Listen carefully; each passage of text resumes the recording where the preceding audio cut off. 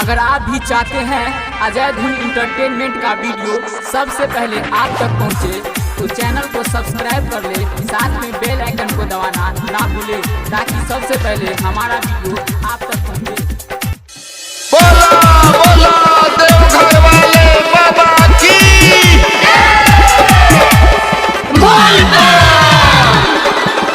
बाबा को जगाना कानिया हो। अभी आप सुन रहे हैं जसोधा रिकॉर्डिंग स्टूडियो रंगपट्टी से। डीजे अरमान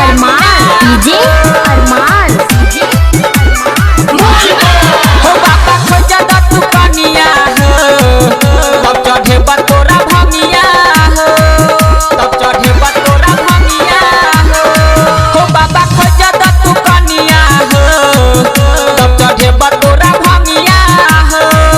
लॉकडाउन में बढ़िया हो, नहीं मिलैया के रनिया हो, हमर बुझ परेशानिया हो, बाबा खोज दाना कनिया हो, तब चढ़े बतोरा भंगिया हो, बाबा खोज दाना कनिया हो,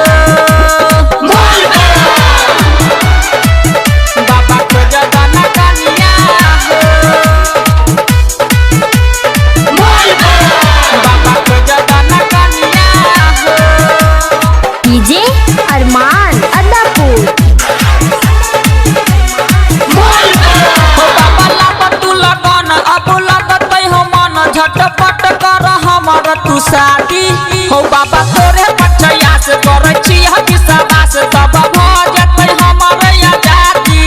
फेरी हहन तू पनिया हो बाबा खोज दान धनिया हो, पर छिया पाऊ जनिया हो, बाबा खोज दान कनिया हो।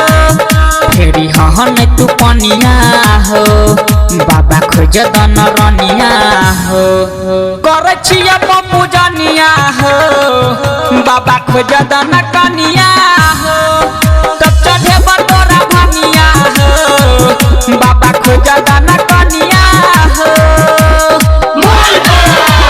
अभी आप सुन रहे हैं जसोधा रिकॉर्डिंग स्टूडियो रंगपट्टी से। बाबा डीजे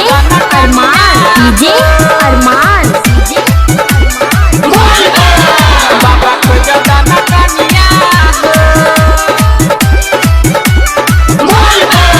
बाबा हम छिला चार भोला कर न विचार, बाबा कर नया बतू देरी, अजय अकेला के प्यार राइटर सोची लाल के यार, बाबा सुन ल तू मजबूरी, खुश कहे है के बनिया हो, छोरी मिलत हिरनिया हो, सुनील कहे है के बनिया हो, छोरी मिलत हिरनिया हो, करे छिया हम भजनिया हो, बाबा खोज दाना कनिया हो, तब चढ़े बतोरा भंगिया हो, बाबा खोज दाना कनिया हो, तब चढ़े बतोरा भंगिया हो, आ बाबा खोज दाना कनिया हो।